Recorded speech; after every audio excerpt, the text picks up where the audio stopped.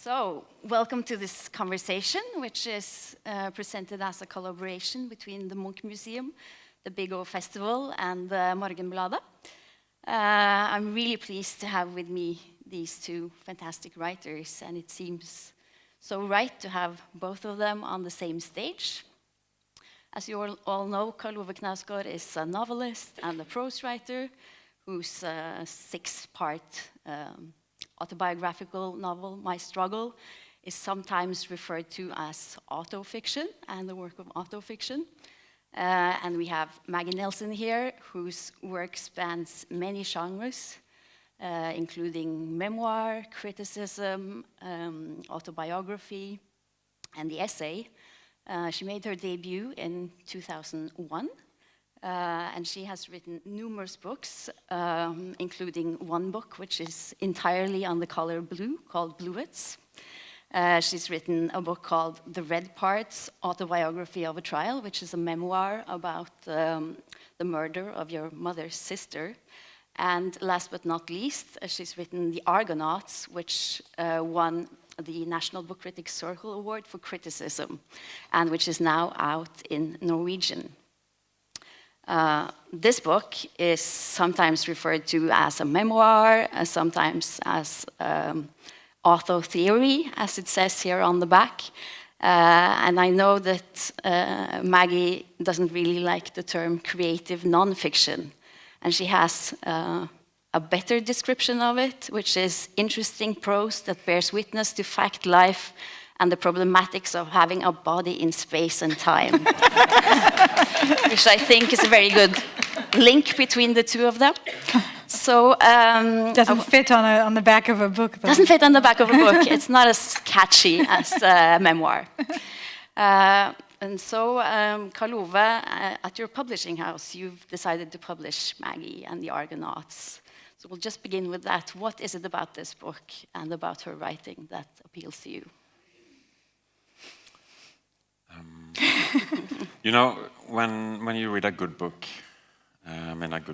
it's good, but it's not gripping you. But it is. You could see it is, perfectly executed. And I thought of that when I read John Williams' book, which has all the elements that it should have, and it is very good. But still, I was kind of left cold.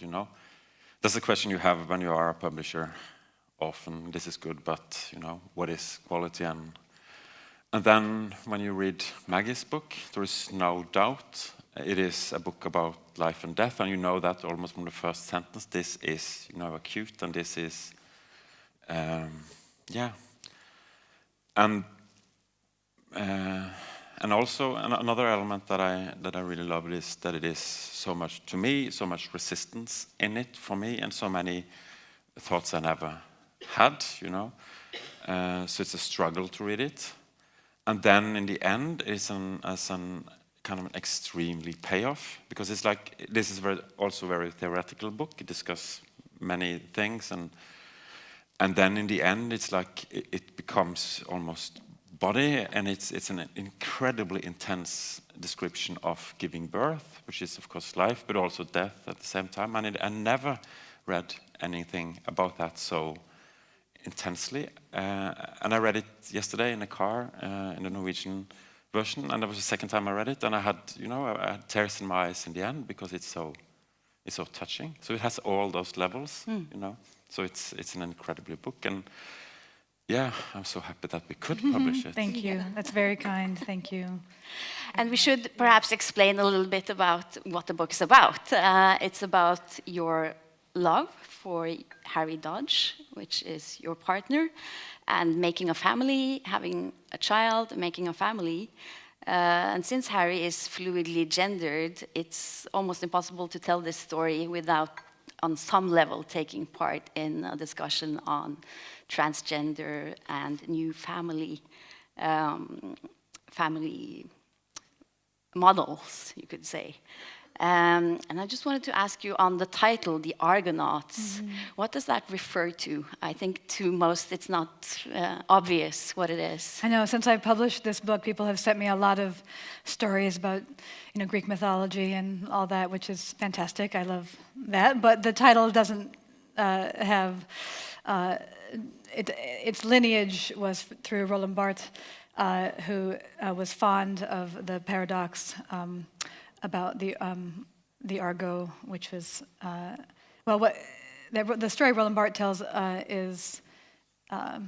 He tells the story of the ancient Greek paradox about if the Argo's boat, if the parts keep getting changed throughout its journey and each piece of the boat keeps getting replaced, by the time the journey's finished, is it still called the Argo? And then Barthes' contribution to that conversation is to ask, is to make the comparison between the phrase "I love you" and that each time we utter the phrase "I love you," its meaning kind of changes as it moves through the world as a piece of language. You say, "Well, I love you," or "love you," or whatever we say. But I love you. So it changes, and then also the addressee of it changes throughout our lives. And there's a kind of notion about substitution and permanence. And I thought that since the book, two things. One, I wanted this kind of drama about language, which is also announced in the opening pages, to be as present as a drama about the body or relationships.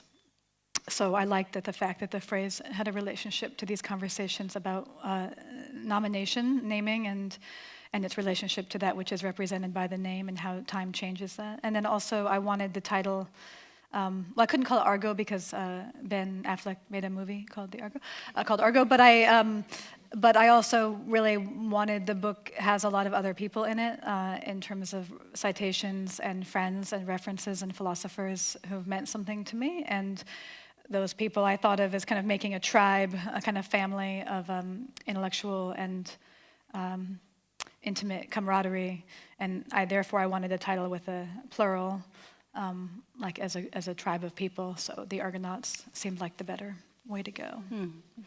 And the obvious thing that connects the two of you is autofiction, auto-theory, the use of the self and the first-person narrator, using the self as a literary device. Sometimes people talk about this being a moment where there is so much more, not only autofiction, but also mixing of the genres of nonfiction and fiction.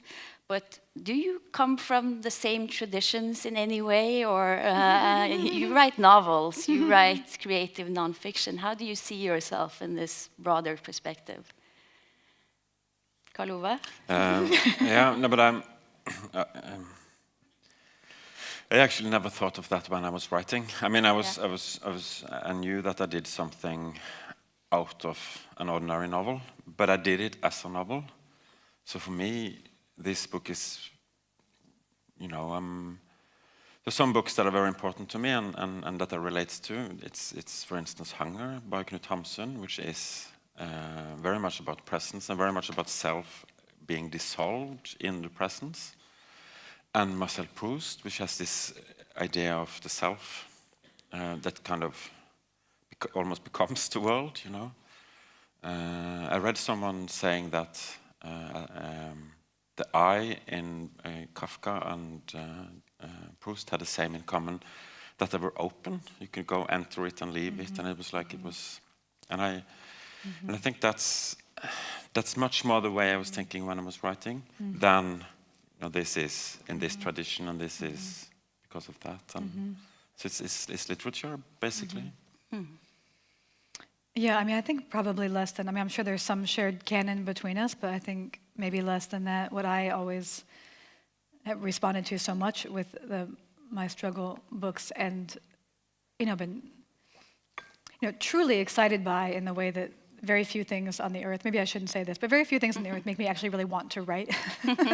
And it is so life-giving and sustaining to read experiments that make me want to do more and love more and be more and write more. And that's how they made me feel. But I think it's because of that in part, which is that, I don't know how it is in Norway, but in Anglo letters, let's just say or at least in the States, there's been I think it might be over now. I'm not entirely sure, but I think there's been these kind of ebbs and flows between thinking that the I is this kind of, rotten bourgeois subject consolidated, and then, that the answer to that would be some kind of,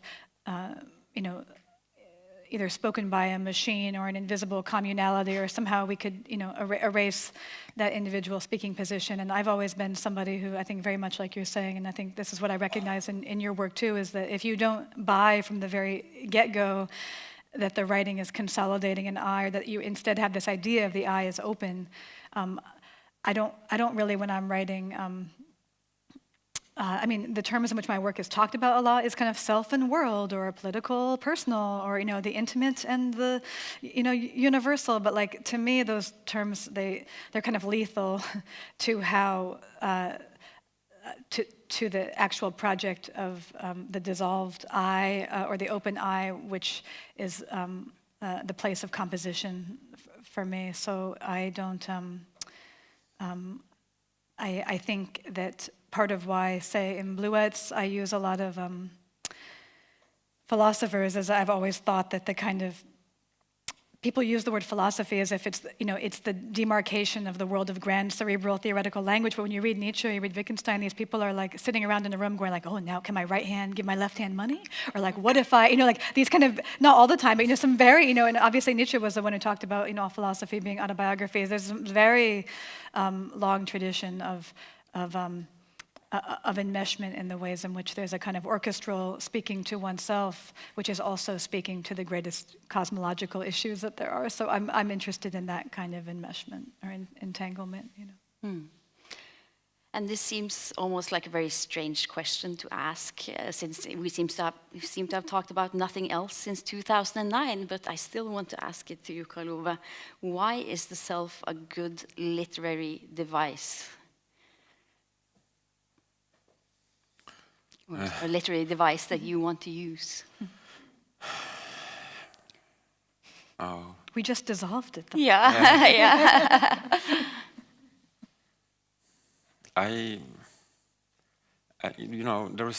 there's no other option. So I have not. There's nothing outside of that in the writing.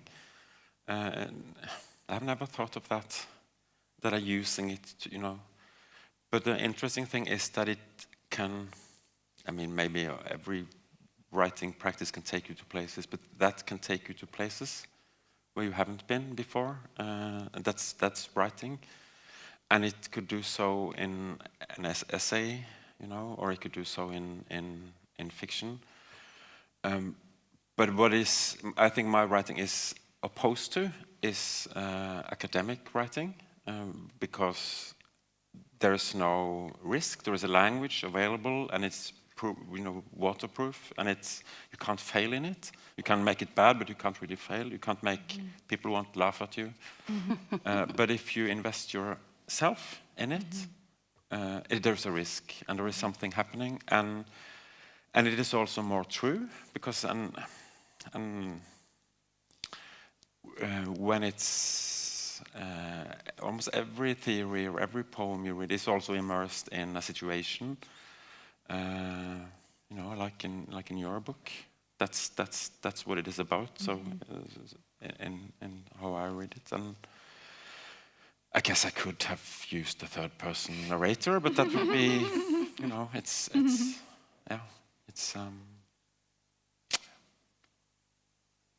And Maggie, you are an academic. You work as an academic as well, and you do use theory. An academic in exile. Or in exile. Refugee, yeah. Yeah. And what does the self as a literary device do for you when you combine it with all of these academic references? Why do you use it as a device? Well, I use it, I think, like you with sometimes, obviously writing novels or other things. It's like I feel like I use it as a device when I need to, when I'm driven to. I don't think it kind of sometimes reminds me of like a, I don't know, back in the States, back in the 20s, Langston Hughes, a poet, he would write he kind of made a decision to write in very vernacular, black writing because he had an ideology about kind of giving the poetry to people in Harlem. And anyway, this is a long aside to say that when people would say to him, you know,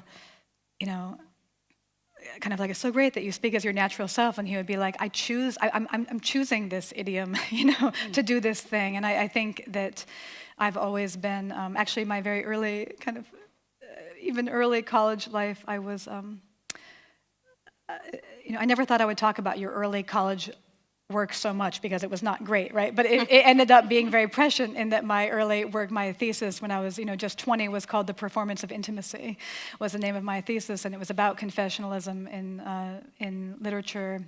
And I think that, I've also long been interested in the employment, utilization, the various possibilities for self in writing, but I do it, I think,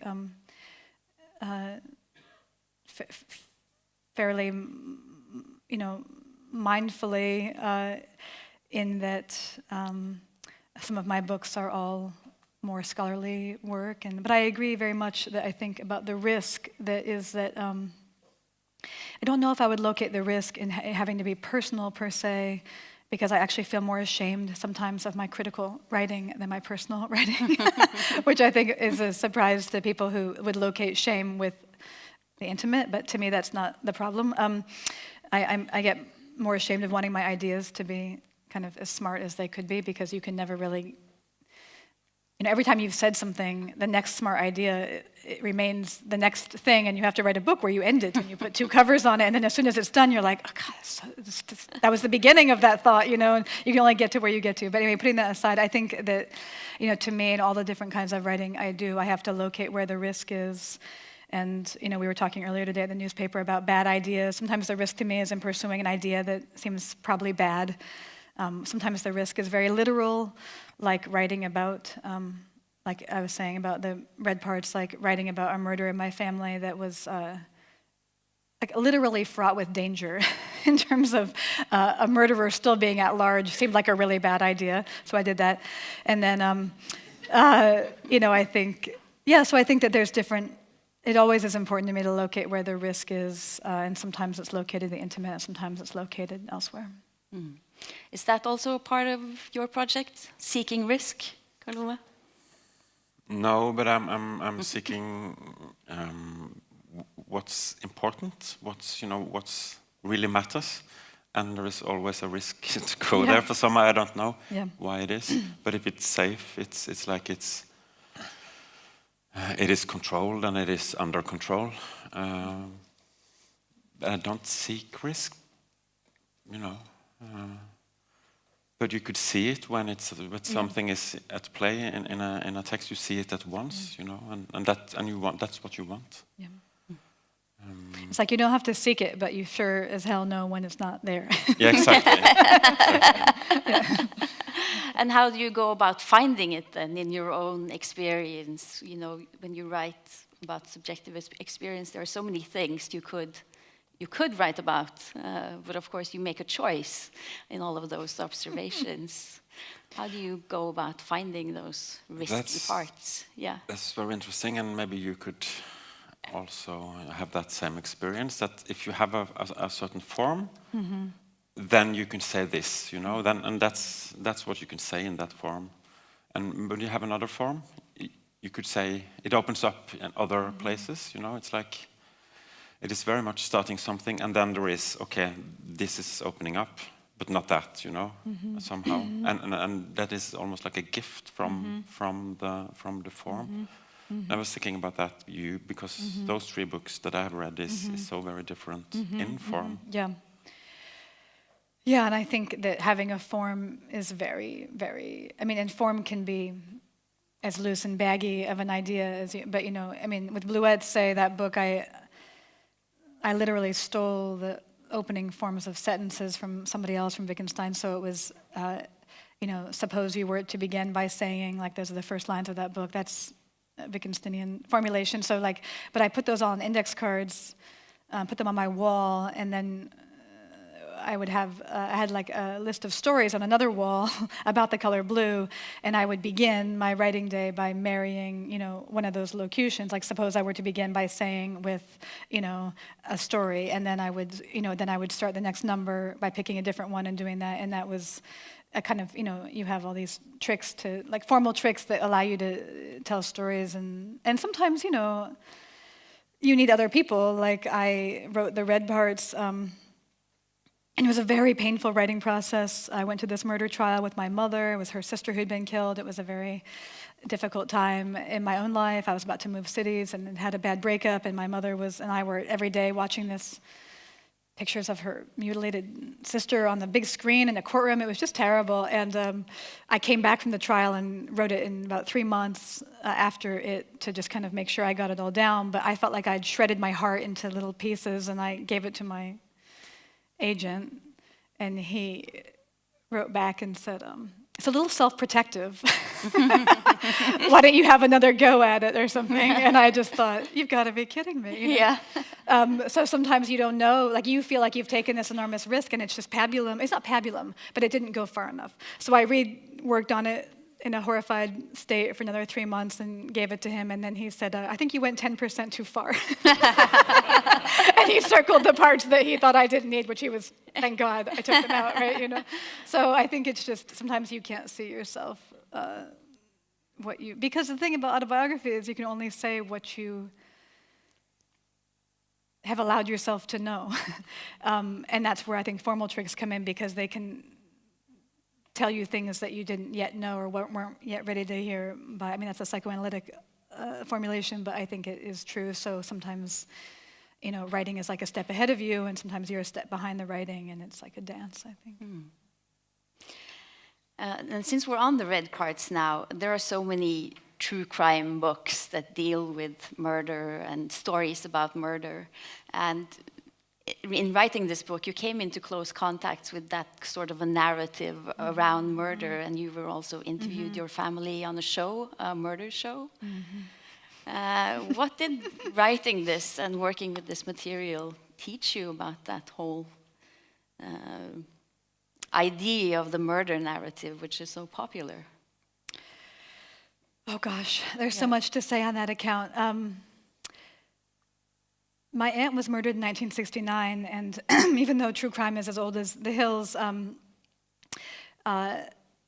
I wrote a first book about her death, I only had textual sources to use, like newspaper articles or like a dime store true crime books that were written about these murders. And then in the interim period from 69 to 2005, when this trial was, there's this whole, I don't know what you have here, but we have 48 Hours Mystery and Cold Case and CSI, and this whole kind of big entertainment complex around crime. And I was interested, having perceived a lot of it from afar when I had written the first book. Suddenly I was in a trial where there were all those cameras rolling in the courtroom from all of these places, and they wanted to interview my mother and me, which was a vexed ethical choice to, there's no, why would you do that? It's just a stupid genre, a stupid thing to do, right? But I was very intrigued to have the chance to get to see the kind of interior of some of those spaces. And I'm not moralistic, like in terms of, like friends of mine would say, oh, will you still like me even if I love shows about, dead and dismembered women? And I said, sure, you're my friend. It wasn't like, they're like a big, bad like thing. It was more, but there were things I learned, for example, like in I just moved to Los Angeles, and one thing I learned, I'll share with you, is that you can show more parts of a woman's body if it's dead on screen, which is one of the things that crime shows utilize. So that if it's dead, you can really do a long pan up and get a lot more kind of TNA in. And things like that were very interesting to me in terms of the relationship between, what we want to look at. And so I think that I also I had dealt a lot with the textual aspects of violence in the previous book, but in this book it's a lot more about the visual representations of violence, and I had also begun writing a lot more about art and begun to be much more interested in the visual and the verbal at a nexus. And so I think for me it was also, whether it's Susan Sontag's Regarding the Pain of Others or other books that were, it was kind of coming on the heels of Abu Ghraib and a kind of conversation about what looking does or does not do for us ethically. And I think that I looked, I'm glad I'm not doing this anymore, but I looked for a long time at a lot of things, and it spawned another book which was called The Art of Cruelty, which was about cruelty and violence in art, because though this book was about a real life story, to help me think through it, I looked at tons and tons of art, and I've always looked at tons of art, and a lot of avant-garde art that I love. I kind of, has a strong relationship with, in the 20th century, with shock and transgression, and I was interested in my kind of love-hate relationship with transgressive art, so I had a lot of material to dump out into books. And this is called Autobiography of a Trial, but it's also termed a memoir on the first page. Yeah, they made me do that. They made you do that. I hate that paragraph. That Yeah. paragraph is there because James Frey had just written, I don't know if you know this book, like 1,000,000 pieces, some number of pieces. Yeah. Ben, what's the book called? I don't know. Anyway, and he had been found out that he'd made these lies, and he had to go on Oprah and apologize, and it was this whole publishing industry scandal. Oh, Mikhail, you know. But anyway, what is it, 1,000,000 little pieces? Anyway, no one can remember. Yeah, we've all we've repressed this forgotten in it. memory. Anyway, the point is We that my remember publisher, the story of it, yeah. This was a very strange experience where it first was published with Simon & Schuster, which was like being in drag for me is like, it's not my gig. That was not my scene, but it was part of my kind of performance art of this project was to write a true crime book with Simon & Schuster. It was very strange. So, but they were very worried about fact and fiction and memoir, and that was the paragraph we agreed upon. Yeah, because in the paragraph, it's sort of Oh, God, interesting no. because it says conversations and other events have been recreated to evoke the substance of what was said and what occurred, but are not intended to be perfect representations. Yes, because we all know that perfect representation is possible, so. Other books have perfect, other books are perfect. This one is representation, but this imperfect. one Yes, doesn't. Exactly, yeah. But it still is interesting just because from a more technical point Yeah. of view is when you describe things that happened a long time ago, as you also do, how to create dialogue is a question. How does one represent dialogue? Of course, you're not documentarists in your own life. How do you actually work out the dialogue in these kinds of texts? Karl Ove? Now I'm of course inventing them. By inventing them, yeah. Yeah. It's and it is in what I write. It is a matter of getting them as authentically sounding as possible, And it is about kind of,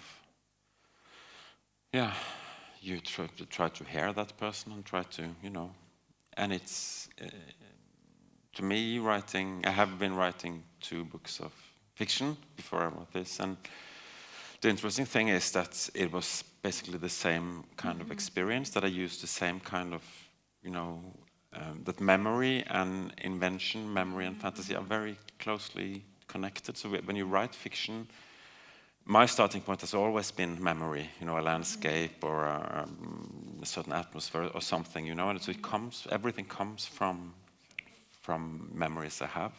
And then it may be twisted, and there's a logic to the novel. And it is the same thing when I wrote about actual events, It's not like I'm inventing them, I'm inventing part of them. But the thing is that I never knew where the text was going. So it was like I was discovering these things as I was writing, as you do when you're writing, even though I had experienced them, It was like if you see a landscape, you're walking here, and then all of a sudden something well-known appears, and that's the memory, and you enter it, and then you leave it. But yeah, to me, I think memory and fantasy, memory and creativity is connected very closely. And Maggie, how do you work with the dialogue here? There are some parts of dialogue here. Yeah, I mean, I'm so interested both with you and also with Ben later. I mean, in that I'm, exceedingly deficient in the novelistic portion of my mind. I mean, there isn't one, so I'm not even deficient. It just doesn't exist. So I think it's but I'm really taken with what you just said, because I know intellectually, I know that memory is a form of invention, but I always, my working experience is always that I'm trying to get very close to something, not that I'm inventing it, but what I'm getting close to, however, is not necessarily exactly what happened. So of course I'm not getting close to reality. I'm getting close to what I want to say about it. And so, yeah, I don't make it up. Like, it's not that things didn't happen, but I mean, I'm sure you've had this too, but one of the great humbling features of memory and writing is that, I mean, this book, say, features my sister a fair amount, and the end scene of this book, I go behold my father's dead body in a funeral home. He died when I was 10. And in my mind, it was an entirely solo, reckoning of the soul experience of being alone in the room with my father's body. And my sister read the book. She said, "That's so weird. I was right beside you, And I said, "No, you weren't. You dropped me off at that funeral home. No one was around for miles. It was me and my father's body." And she was like, "You idiot."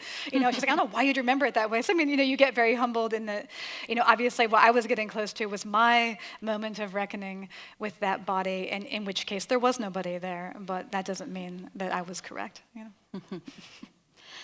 I was thinking about another thing that connects the two of you is a very close attention to detail. Maggie, you've written this Bluets, which is only about blue objects, one blue object after the other. Some other things, yes. But it takes blue objects as its starting point. And Karl Ove, you've published a series of prose books about tiny things like soda cans and plastic bags. What's with the detail for both of you? Why does it hold such fascination? Are you just super nerds on some things? I mean, you've got to write about. Yeah. I know what you're going to write about. Details. No, there's so many ways to to reply to that question.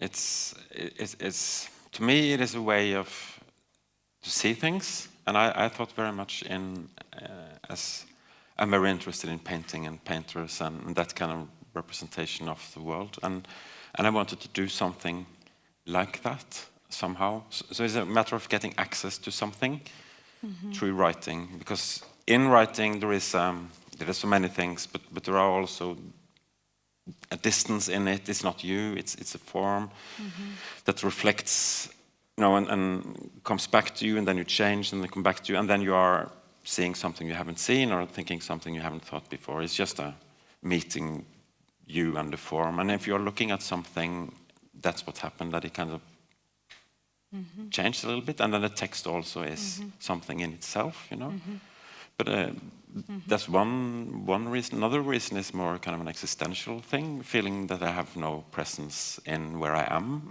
and I don't. It's like everything is automatic.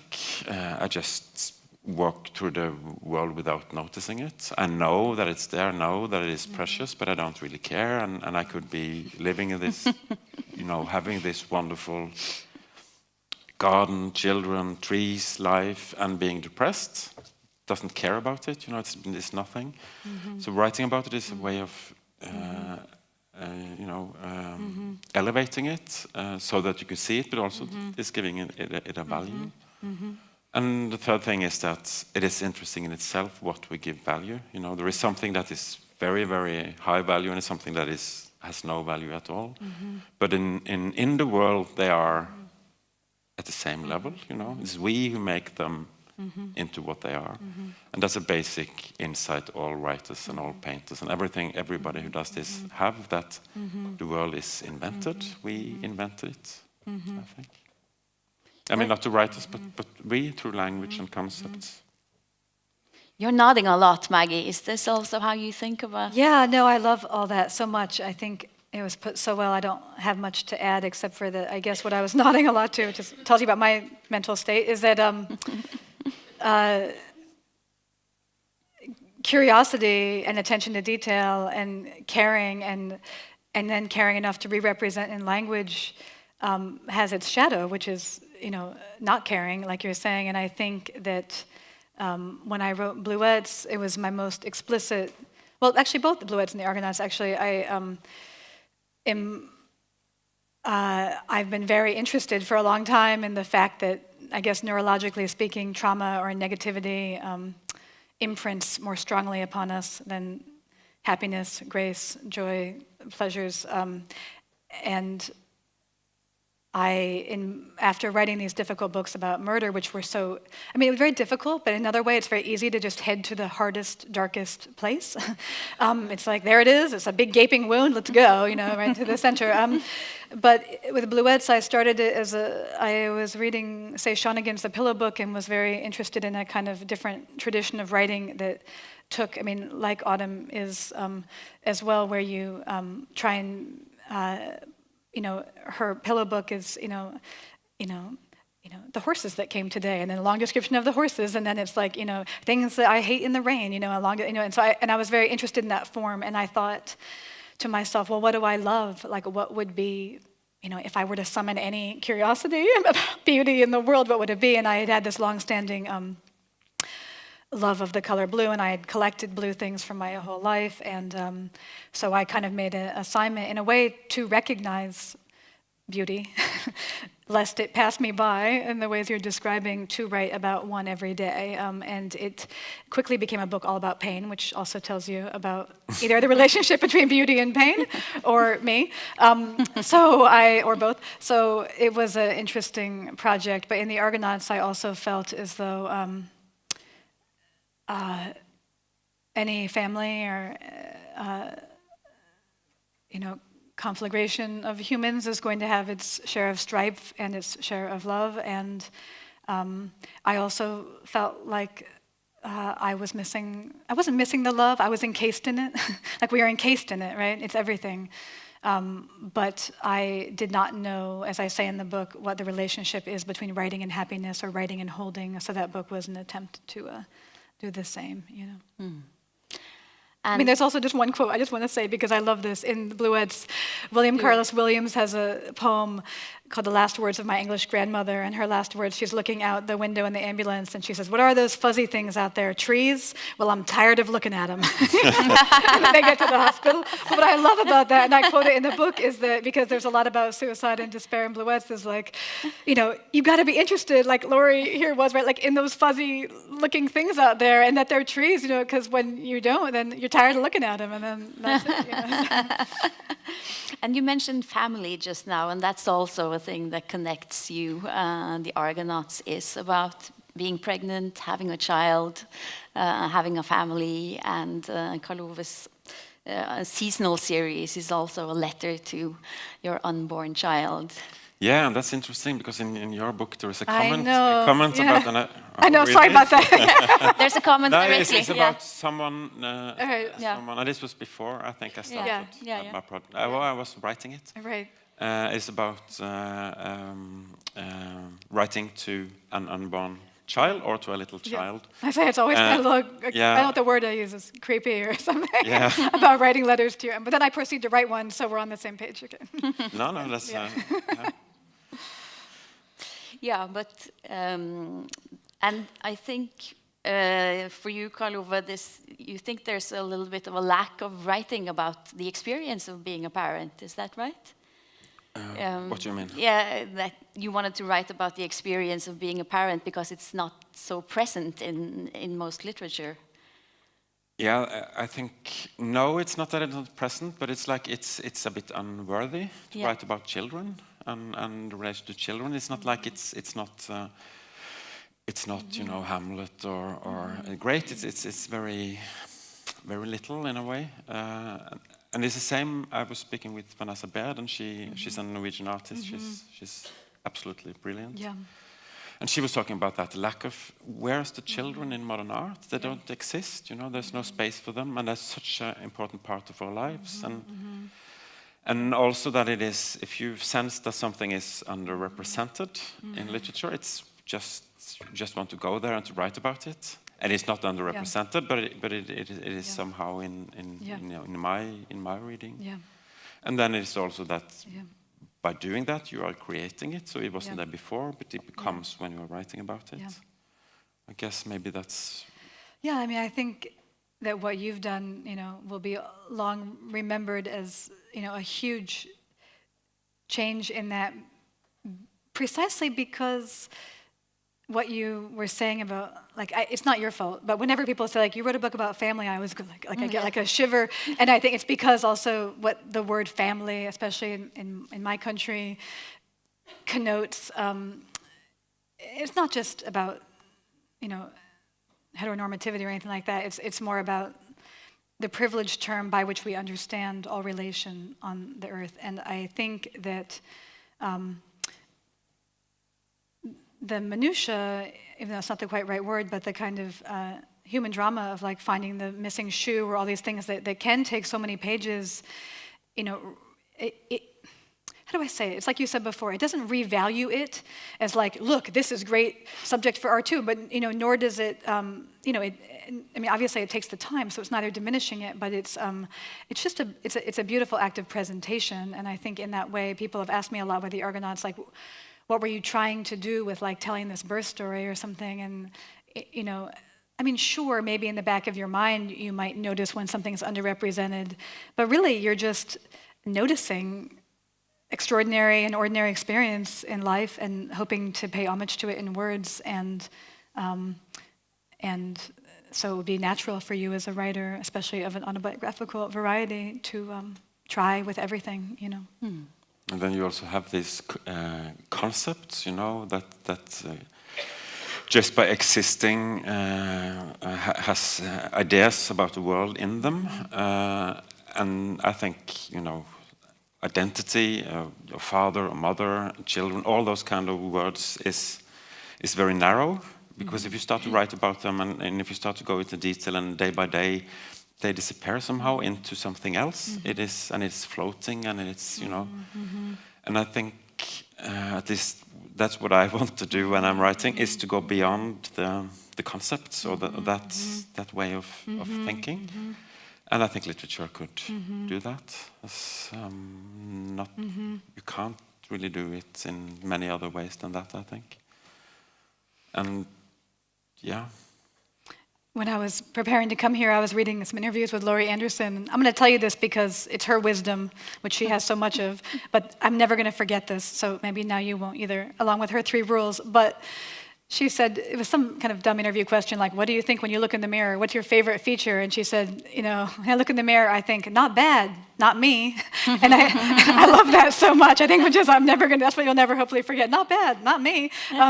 But what I love about that, if you think about writing as a kind of mirroring, is like, you know, to me, as you're describing, like the more and more you get kind of like, not bad, not me. Like, you know, the me is evanescing into something much more fecund or something. It becomes so much more interesting than when you're reifying a you or a family or a self or an other. So I think it's an astonishing practice. It can be, you know. And since you've written, all of these books have elements of your own experience, and of course, and also elements of the experiences of others around you, your father, stepfather, mother, your entire family. When you wrote these books, they did not have the kind of readership that you have now. And as you've told before, as you've even had problems finding publishers for some of these books that are now being finally republished and being reread. Does having so many readers, does that change the way you can use your personal stories in the years ahead, in what you want to write ahead, or? Are you going to answer? Yeah. I know, unfortunately, right, you know. I mean, thinking about readers seems to me very foolhardy. I don't think it's a good idea.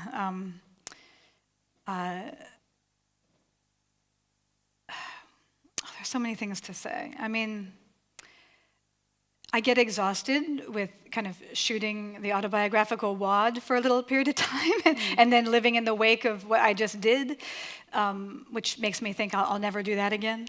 And then, you know, the next volume may appear or whatever, and then you do it again. So I can like never say never per se. I mean, I think that, but I always think about, not when I'm writing, but before publishing, I always think about the people who are mentioned in the book. I don't know who's gonna still be in there by the time I'm done editing, you know? So, but you know, even like Bluet's talks a lot about a friend of mine who has a spinal cord injury, and I would say things like her feet are blue and smooth from disuse, like milk or something. And, you know, I mean, I don't advocate everybody do this, but like because she's a dear friend of mine and because she has strong feelings about the status of her body, you know, if she I would send it to her, and if she hated my description of her body, it would not stay, you know. So I mean, I feel like it's not a black or white sport, like you either care or you don't care. I don't think that's quite how it goes. So I'll keep on in my uneven, ungraceful way of, you know, along the road of caring and not caring. And has it changed things for you, Karl Ove? No, not the fact that I have many readers, but the fact that I did it and that it was such a heavy thing, so hard to do, means that when I know I'm going to write a new book, I don't want to do that. I don't want to go there. I don't want to take on that again. And if I had known how hard it would be, I mean, exactly what we're talking about, writing about other persons, yeah. I would never have been able to do it. No. But I was kind of innocent when I started, and then it was possible. And if I should do it again, it would be, I had, you know, to push myself and to really to do it, and maybe one day, because that's where it's burning, and I'm very afraid of writing something that is not, you know. I think the Autumn's books are not, but they are very different. There's a different kind of books. But if I'm writing a novel, and it is not very important, not very. I mean, like the one I described in the opening, it's good, but it's you know, that would be terrible. And what to do then?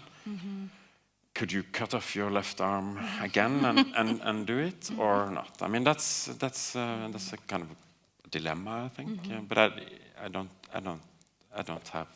I can't do it, you know. And do you think your next book will be autobiographical in nature as well, or? To the disappointment of many, the book I'm working on right now has no autobiographical features. But I mean, I hate to belabor the point, but I mean, I know that for other readers, they may call the autobiographical things like, you know, who you sleep with, or who your children are, or who you're married to, or whatever, but, you know, or what you did with your day, or what you ate, or whatever. But, you know, for me, and I know this might sound cheesy, but the ideas that are preoccupying me are also my intimate mind and space. And so if I'm working on something and thinking about it very hard, it feels very personal to me. And I, like you, have to figure out a way to, I mean, there are different ways in critical writing to access risk and immediacy. And what you're describing is like to not activate that off-putting academicism. So I'm always interested in how, like writers I admire, like say, like Deleuze writing on Francis Bacon, or people can write strangely and immediately, and give somebody a visceral experience, be it of a painting or a cultural phenomenon or a concept that is not necessarily using the heat of your own body to communicate it. So I'm always interested in immediacy and heat and a visceral experience while reading.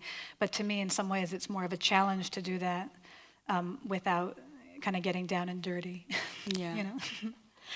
Okay, I see that our time is running to an end. It's been fascinating talking to you guys. I know that we could have spoken a lot longer about all of these subjects, but the immediacy that you're talking about, I would recommend for people to pick up the Norwegian translation of the Argonauts.